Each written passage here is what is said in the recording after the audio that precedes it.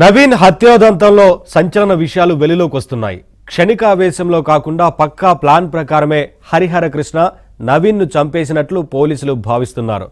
పేరాల హరిహర కృష్ణ ముందు నుంచి వేసుకున్న స్కెచ్ ప్రకారమే స్నేహితుణ్ణి మట్టుబెట్టినట్లు ప్రాథమికంగా నిర్ధారణకు వచ్చారు.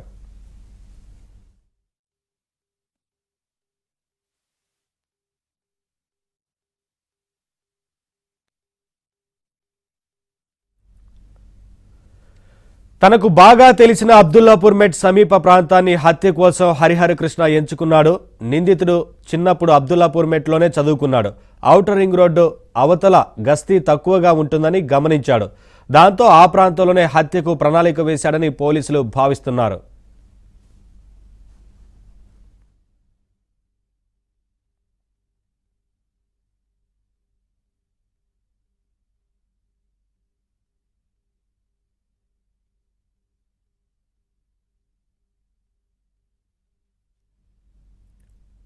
ఈ నెల 17న నవీన్ను గెట్ టుగెదర్ పేరుతో పిలిచిన హరిహర కృష్ణ రాత్రి వరకు ఉండేలా ప్రణాళిక వేశాడు.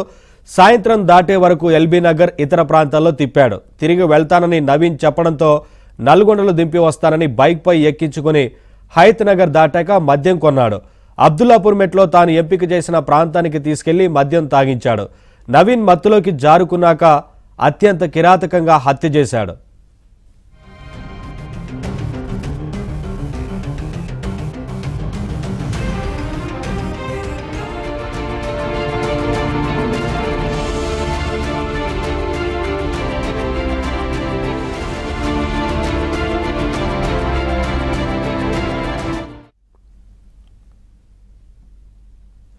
దుస్తులకు రక్తం అంటడంతో తెల్లవారుజామున 3 గంటల వరకు అక్కడే ఉన్నాడు. రక్తంతో తడిసిన దుస్తులను అక్కడికి సమీపంలోని విసిరేసి తన వెంట తెచ్చుకున్న కొత్త దుస్తుల్ని ధరించాడు. అంటే హరిహర హత్యకు ముందే పథకం వేసినట్లు తెలుస్తోంది. అందులో భాగంగానే మరో జత దుస్తుల్ని వెంట తెచ్చుకున్నట్లు భావిస్తున్నారు.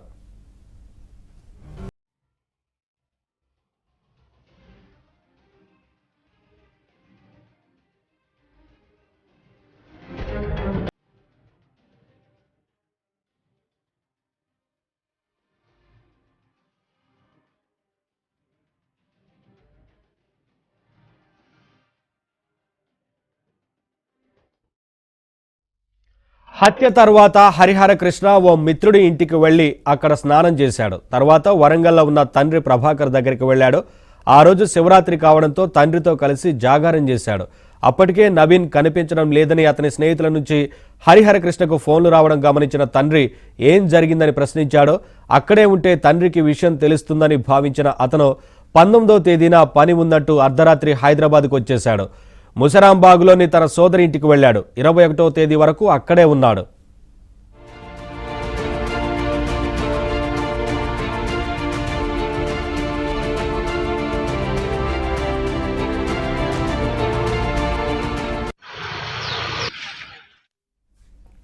ఇక హత్య తర్వాత ప్రేమించిన యువతికి హరిహర ఫోన్ చేశాడు. నవీన్ను చంపేసినట్లు అన్నాడు. ఈ విషయాన్ని నమ్మని ఆమె సీరియస్గా తీసుకోలేదు. నవీన్ కనిపించడం లేదని ఫోన్లు రావడం, 23న హరిహర కృష్ణ మరోసారి ఇదే విషయం చెప్పడంతో వాస్తవమని తెలుసుకుంది. వెంటనే పోలీసులకు లొంగిపోవాలని ఆమె సూచించినా అతను వెనకడుగు వేశాడు.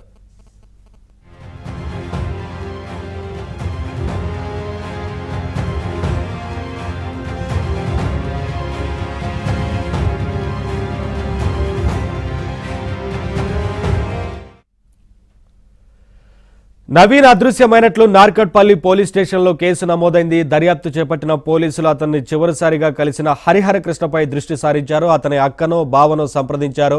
వారిని నార్కట్పల్లి పిఎస్కు పిలిపించారు. పరిస్థితి క్లిష్టంగా మారుతుండడంతో భయపడిన హరిహర కృష్ణ 23న తండ్రికి అసలు విషయం చెప్పాడు. వెంటనే పోలీసుల ముందు లొంగిపోవాలని ఆయన సూచించాడు. దీంతో 24న అబ్దుల్లాపూర్ మెట్ పోలీసుల ముందు హరిహర కృష్ణ లొంగిపోయాడు.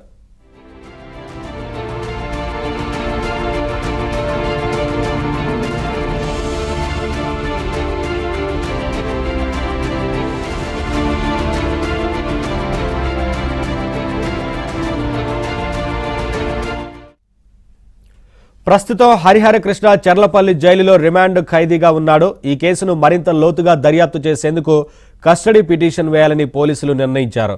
అతనికి ఎవరైనా సహకరించారా, హత్యకు ముందు ఏం జరిగింది, యువతికి నిజంగానే ఈ విషయం చెప్పాడా తదితర వివరాలను రాబట్టేందుకు కస్టడీకి ఇవ్వాలని పోలీసులు పిటిషన్ దాఖలు చేశారు. హరిహర కృష్ణను కస్టడీకి తీసుకున్న తర్వాత సీన్ రీకన్స్ట్రక్ట్ చేసి మరిన్ని ఆధారాలు సేకరించనున్నారు.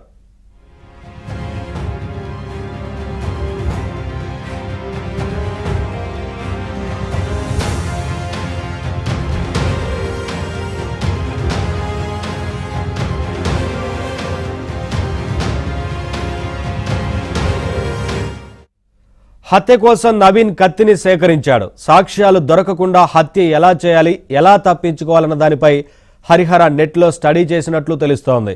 యూట్యూబ్లో పలు వీడియోలను వీక్షించినట్లు చెబుతున్నారు.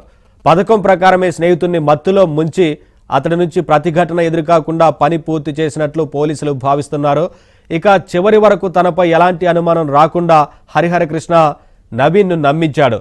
చేతికి గ్లౌజులు ధరించి స్నేహితుడి శరీర భాగాలను వేరు చేశాడు.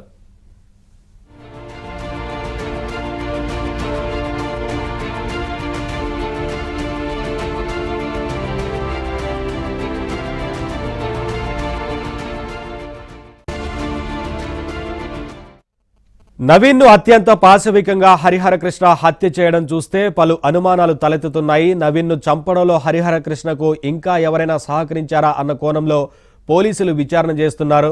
హరిహర కృష్ణ ఒక్కడే చంపి ఉంటాడా, ఎవరైనా స్నేహితుల సహాయం తీసుకుని ఉంటాడా అన్నది తేలాల్సి ఉంది. హరిహర కృష్ణ తండ్రి కూడా హత్యలో ఇతరుల పాత్ర ఉండవచ్చని అనుమానాలు వ్యక్తం చేశాడు. తన కొడుకుతో పాటు ఇంకా ఎవరైనా కలిసి హత్య చేసి ఉండవచ్చని చెబుతున్నాడు.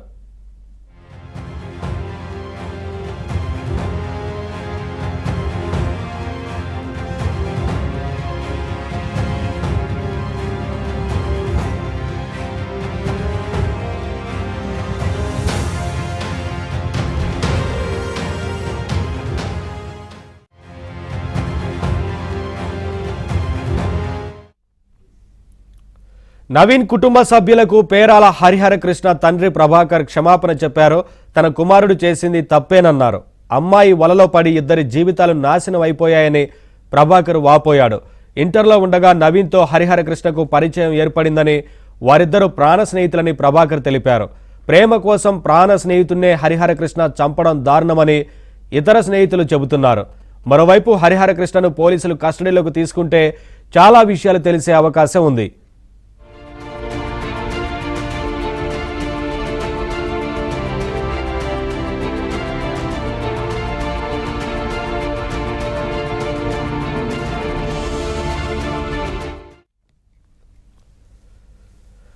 నవీన్ హత్య కేసులో నిందితుడు హరిహర కృష్ణ ప్రవర్తించిన తీరుపై అనేక ప్రశ్నలు వినిపిస్తున్నాయి. అయితే గతంలో కూడా ఇలాంటి దారుణ హత్యలు జరిగాయని, హత్యలు చేసిన వారిలో వైద్యులతో పాటు సాధారణ వ్యక్తులు కూడా ఉన్నారంటున్న ఫోరెన్సిక్ ప్రొఫెసర్ సురేందర్ రెడ్డితో మా ప్రతినిధి వెంకట్ ఫేస్ టు ఫేస్. ఒక ప్రేమించిన యువతి ప్రేమ దక్కలేదని చెప్పి మరో యువకుని అతి దారుణంగా నవీన్ను చంపిన హరిహర కృష్ణ మానసిక పరిస్థితి ఎలా ఉంటుంది, తర్వాత అతను చంపనీకి ఎన్ని రోజుల నుంచి ప్లాన్ చేశాడు అనే విషయాలు తెలుసుకునేందుకు మనతో మాట్లాడేందుకు forensic science professor Surender Reddy sir మనతో ఉన్నారు. సార్ చెప్పండి, జనరల్గా ఒక వ్యక్తిని చంపాలంటే ఒక మానసిక స్థితి ఎలా ఉండాలి, ఎన్ని రోజుల ముందు ఒక వ్యక్తి అలా ప్రిపేర్ కావచ్చు? పుట్టుకతో ఎవరు కూడా నేరస్తుడు కాడు. సో ఎస్పెషలీ ఇటువంటి కేసులలో ప్రేమకు సంబంధించిన విషయాలలో సెక్షువల్ జెలసీ ఏదైతే ఉంటుందో కొందరిలో చాలా భయంకరంగా ఉంటుంది. ఆ సాడిస్టిక్ మెంటాలిటీ అనేది తప్పకుండా చిన్నప్పుడు ఏదైనా కొన్ని పరిస్థితుల ప్రభావం వల్ల కొన్ని ఎఫెక్ట్స్ ఉంటాయి వాళ్ళు అలా మారడానికి గల కారణాలకు. సో ఇది ప్లాన్ చేయాలి అనుకుంటే క్షణికావేశంలో చేసింది అయితే కాదు కాబట్టి ప్లాన్డ్గానే చేసి ఇంకొకరు నేను ప్రేమించిన వాళ్ళు ఇంకొకరికి దక్కకూడదు అని ఎవరైతే అతన్ని ఆ అమ్మాయిని ఇద్దరి మధ్యన లవ్ ట్రయాంగిల్ లెక్క అయిపోయింది అది. సో అతన్ని తీసుకెళ్ళి ఇంత కిరాతకంగా దారుణంగా ముక్కలుగా చేయడం అనేది చాలా అన్బిలీవబుల్ అయిన సందర్భాలు ఉన్నాయి, ఎప్పటి నుంచో జరుగుతూనే ఉన్నాయి. కాకపోతే ముఖ్యంగా దేనికి చేస్తారు అంటే ఒక మనిషిని హత్య చేసిన తర్వాత ముక్కలు చేసి గుర్తుపట్ట రాకుండా చేయాలనే ఉద్దేశంతో చేస్తారు.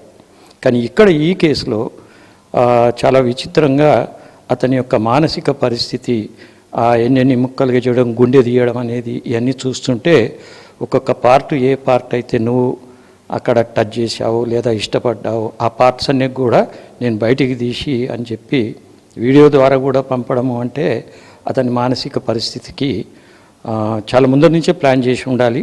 వీళ్ళు ఇంకో థర్డ్ పర్సన్ ఎప్పుడు ఎంటర్ అయ్యాడో అప్పటి నుంచే ఎప్పుడైతే తను ప్రేమించిన వ్యక్తి తనకు దక్కడం లేదు లేదా ఇంకొకరికి అన్నప్పుడు ఇటువంటి డెవలప్ చేసి ఉంటాడు. ఎంత టైం అనేది ఇక వాళ్ళ పరిచయాలను బట్టి ఉంటుంది. నార్సిజం అంటారు, తన్ని ఎక్కువ ప్రేమించుకోవడం, తనను ఎవరైనా ఇష్టపడ్డ వాళ్ళు ఇంకెవరైనా ఇష్టపడుతుంటే తట్టుకోలేక అటువంటి మానసిక స్థితికి చేరుకుంటారు. అంటే ముఖ్యంగా మీరు కొన్ని సంవత్సరాలుగా కొన్ని వందలు వేల కేసులు చూసి ఉంటారు, స్టడీ చేసి ఉంటారు. ఈ సైకాలజీ అంటే డెవలప్ అయ్యేదానికి తనకు తను దక్కదనుకున్నప్పుడు అంటున్నారు. ఇలాంటి గతంలో ఎన్ని జరిగాయి చూశారేమన్నా? గతంలో అంటే ఐడెంటిటీ ఎస్టాబ్లిష్ చేయడానికి 1970 సంవత్సరంలోనే అప్పుడు డాక్టరే చేశాడు ఆ కేసు. చాలా సెన్సేషనల్, హైదరాబాద్లోనే జరిగింది అది.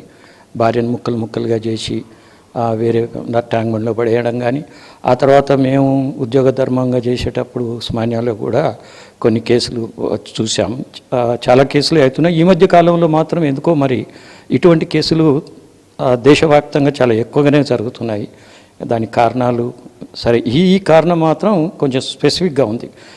సెక్షువల్ జెలసీతోని తనకు దక్కనప్పుడు ఆమెను చంపేసి వాడు సూసైడ్ చేసుకున్న సందర్భాలు ఉన్నాయి. కానీ ఇంకొకటి ప్రేమించిన వాడిని ఈ రకంగా చేసి ఒక బహుమతిగానో లేకుంటే ఒక teaching of a lesson to her అన్నట్టుగానో ఇట్లా చేయడం అనేది అన్నాడు ఎక్కడ కానీ మేము చూడలేదు. సో మొత్తానికి ఈ నవీన్ హత్య కేసులో ఏదైతే హరిహర కృష్ణ అతను చంపిన విధానం బట్టి చూస్తే గతంలో కూడా ఇలాంటి కేసులు జరిగాయి. కానీ ఒక విద్యార్థి చేయటం ఇప్పుడు తొలిసారని చెప్పి సోషల్ మీడియా అంటే యూట్యూబ్ తర్వాత కొన్ని క్రైమ్ సీన్స్ ఎక్కువగా చూడటం వలన ఇలాంటి ప్రభావాలకు యువత గురవుతుందని చెప్పేసి అనుమానిస్తున్నారు. Over to studio.